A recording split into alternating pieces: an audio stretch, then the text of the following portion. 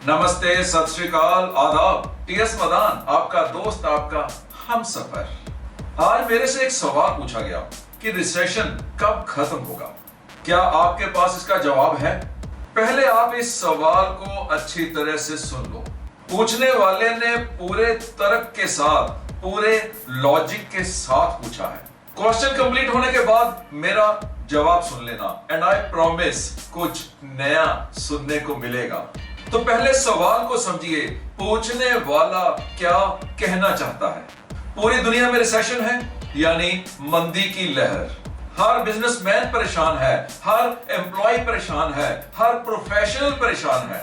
दुकानों पे सेल कम होती जा रही है, प्रॉफिट मार्जिन्स कम होते जा रहे हैं, कंपटीशन बढ़ता जा रहा है। ऐसे ही जॉब्स में पूरा निचोड़ा जा रहा है। सिक्योरिटी नाम की कोई चीज नहीं रह गई। कभी भी फायर कर सकते हैं, इंक्रीमेंट मिल ही नहीं रही। पूरा साल काम करो और एंड में मैनेजमेंट कह देती है इस साल प्रॉफिटेबिलिटी बहुत कम थी, इसलिए इंक्रीमेंट नहीं दिया जाएगा। प्रोफेशनल्स का भी यही हाल है। Doctors, engineers, chartered accountants, architects सभी परेशान हैं, सभी कोई ना कोई चैलेंज फेस कर रहे हैं। और अब मेरा जवाब सुनिए। अगर पसंद ना आए तो मैं बहस के लिए तैयार हूं। मेरा जवाब है, आप सब झूठ बोल रहे हैं।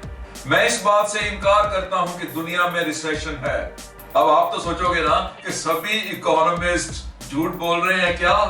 जी नहीं, वो झूठ नहीं बोल रहे, बल्कि जिस नजरिए से मैं देख रहा हूं वो उस नजरिए से नहीं देख रहे।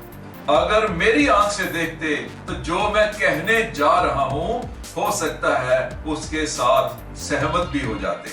एनीवेज, अब मुझे सुनिए। सबसे पहले एम्प्लॉइज की बात करते हैं। अनएम्प्लॉयमेंट बहुत है, आप यस ही बोलोगे, लेकिन मैं समझ नहीं पा रहा हूं। आज आप किसी भी एम्प्लॉयर से बात करो, चाहे वो बिजनेस टाइकून हो, चाहे वो छोटा दुकानदार, एक ही बात सुनने को मिलेगी कि काम करने वाले लोग नहीं मिलते हैं। क्या आपका कोई जान पहचान वाला है जिससे आपने ये सब कुछ सुना हो? किसी भी एम्प्लॉयर से बात कीजिए, एक ही बात सुनने को मिलती है कि काम करने वाले लोग नहीं मिलते हैं। इसको रिफ्रेश करूं, काम करने वाले लोग नहीं मिलते हैं का मतलब सही लोग नहीं मिलते हैं, ढंग के लोग नहीं मिलते हैं। अगर अनएम्प्लॉयमेंट है तो इसका मतलब जॉब सीकर्स ज्यादा हैं। फिर एम्प्लॉयर को लोग क्यों नहीं मिलते? वो कह रहा है काम करने वाले लोग नहीं मिलते। तो कसूरवार कौन है? जिसको जॉब चाहिए या जिसने जॉब देनी है? जॉब तो है, लेकिन उस जॉब के लिए लोग तैयार नहीं है। और समझाने की कोशिश करता हूं। आज अनएम्प्लॉयमेंट है लेकिन सही ड्राइवर नहीं मिलता। आज अनएम्प्लॉयमेंट है लेकिन सही सेल्समैन नहीं मिलता। आज अनएम्प्लॉयमेंट है लेकिन सही इंजीनियर, सही चार्टर्ड अकाउंटेंट, सही मैकेनिक, सही डिजाइनर नहीं मिलता। तो जो लोग जॉब के लिए अवेलेबल हैं वो सही नहीं है, डिजर्विंग नहीं है। वो इंटरव्यू में एम्प्लॉयर को ये कन्विंस नहीं कर पाते कि वो उस जॉब के लिए डिजर्विंग है, सही कैंडिडेट हैं। क्यों एक एमबीए अनएम्प्लॉयड है जबकि एक एमबीए 20,000 रुपए महीने पे जॉब कर रहा है? और ऐसे भी एमबीए होंगे जो 10-10 लाख रुपए महीने पर जॉब कर रहे हैं। अगर अनएम्प्लॉयमेंट है, जॉब सीकर ज्यादा है, तो इतनी ज्यादा सैलरीज पे लोग क्यों रखे जाते हैं? इसका मतलब वही है जो मैं कहना चाह रहा हूं। अनएम्प्लॉयमेंट है उनके लिए जो एम्प्लॉयबल नहीं है, जिनके पास स्किल की कमी है, जिनके पास टैलेंट की कमी है। ऐसे लोग हायर होके भी फायर हो जाते हैं एंड दोष देते हैं रिसेशन। समझा पा रहा हूं ना? तो इंस्टेड रिसेशन सोचकर रोज डिप्रेस होने की जगह अपने आप को रोज एक स्टेप रेज करो। रोज ग्रोथ, रोज लर्निंग, रोज ट्रेनिंग। हर रोज हजारों लाखों जॉब्स निकलती हैं। अपने आप को उनमें फिट करने के लिए तैयार करो। एक एग्जाम्पल से समझाता हूं। आपके पास एक पुरानी कार है और आप उसे बेचने का मन बना चुके हो। आप सर्विस कराने के लिए गए। सर्विस इंजीनियर ने बोला कि आपके फुट मैट्स चेंज कर दे क्या? तो आपने मना कर दिया, मैंने तो इसे बेच ही देना है। उसने पूछा सीट कवर नए डाल दूं क्या? तब भी आपने कहा मैंने तो इसे बेच ही देना है। फिर अगले दिन आपने कार बेच दी। जिसने खरीदी वो सर्विस सेंटर पे गया, उसी सर्विस सेंटर पे, और बिना सर्विस इंजीनियर के कहने पर भी उसने फुट मैट्स चेंज करवा दिए, सीट कवर्स चेंज करवा दिए, एटसेट्रा। कार वही थी, प्रायोरिटी बदल गई, जरूरत बदल गई, इसलिए एक्शंस उसी के अकॉर्डिंगली हुए।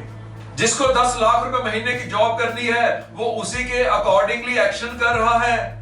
जिसको 10,000 रुपए महीने की जॉब करनी है वो उसके अकॉर्डिंगली एक्शन कर रहा है। जिसको लगता है कि रिसेशन है, जॉब मिलनी ही नहीं है, वो कोई एक्शन नहीं कर रहा है। रिजल्ट्स तीनों को मिल रहे हैं उनके एक्शंस के मुताबिक।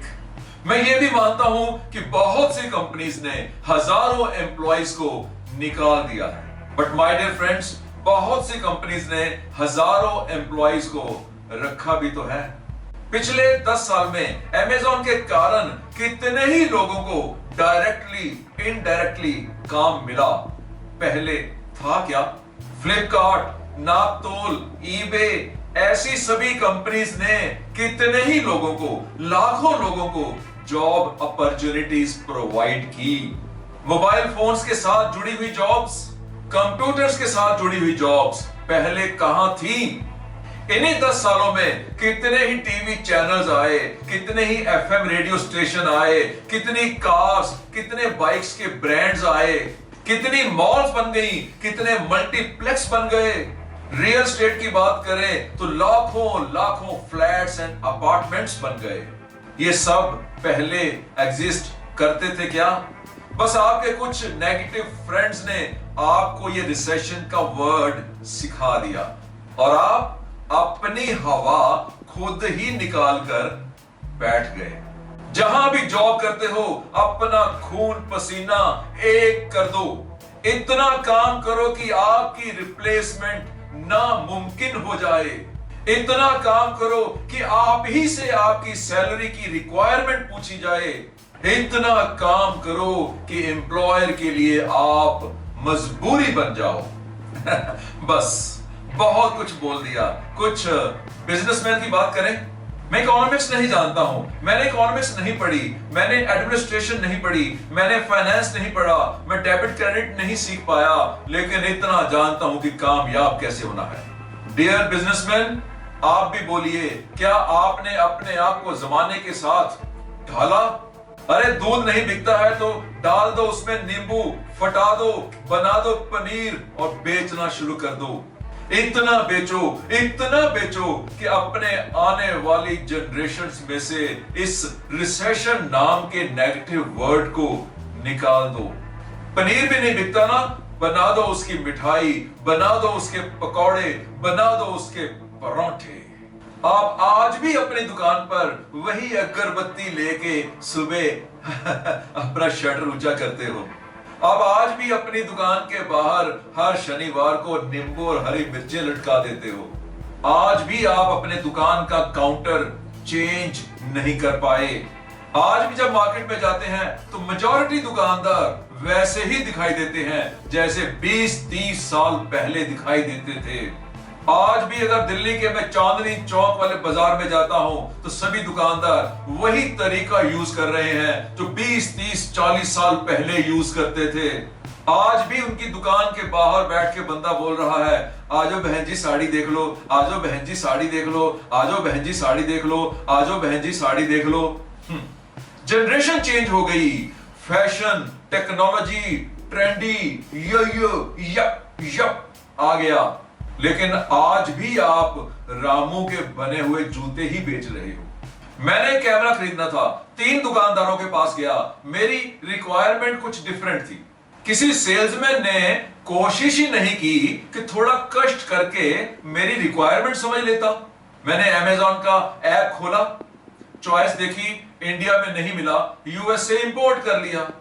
आपका सेल्समैन ये क्यों नहीं कर पाया? वो भी तो मेरे लिए अमेजॉन पर ऑर्डर कर सकता था। आज गधे के सिर की कोई वैल्यू नहीं है, हाथी की पूंछ बन जाओ। अगर मेरी सारी वीडियोस देखते हो तो आज से 3-4 साल पहले मैंने ये कह दिया था। अपने आप को बहुत बड़ा बनाने की कोशिश करो, और अगर बड़े नहीं बन पाते तो किसी बड़े के साथ जुड़ जाओ ना। कोई रिसेशन नहीं है, सब कुछ बदल रहा है। जो इस बदलाव को समझ रहे हैं वो कमा रहे हैं, उनके काम चल रहे हैं, उनकी सेल चल रही है, उनकी एम्प्लॉयमेंट चल रही है। और जो इस बदलाव को नहीं समझ पाए वो पीपल के पेड़ के नीचे बैठकर ताश खेलते हैं और आपस में रोज डिस्कस करते हैं कि रिसेशन आ चुका है, ग्लोबलाइजेशन है, टेक्नोलॉजिकल एडवांसमेंट है, ब्रांड्स का जमाना है। हिम्मत करो, मेरी वीडियोस देख लो, आपको सभी रास्ते मिलेंगे। एक एग्जांपल शेयर करूं। मेरा एक दोस्त किसान है, भाइयों में जमीन का बंटवारा हुआ तो थोड़ी थोड़ी जमीन हिस्से आई। अब क्या बोएगा, क्या काटेगा, क्या बेचेगा और क्या कमाएगा? लेकिन उसने क्या किया, अदरक की खेती की, लेकिन अदरक को बेचा नहीं, उसका अचार बनाया, उसको बेचा। समझ गए ना? एंड माय डियर प्रोफेशनल्स, आपके बारे में भी सेम रीजनिंग है।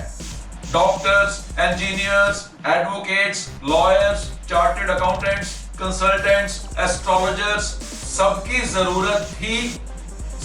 जरूरत है और सबकी जरूरत रहेगी। बस करना है तो अपने आप को अपडेट करना है। जिन पंडितों ने कागज की किताब की जगह टैब के ऊपर पूजा शुरू कर दी है, उनकी इनकम बढ़ चुकी है। आइडिया मिला क्या? तो माय डियर फ्रेंड्स, रिसेशन केवल यहां है, यहां और कहीं नहीं।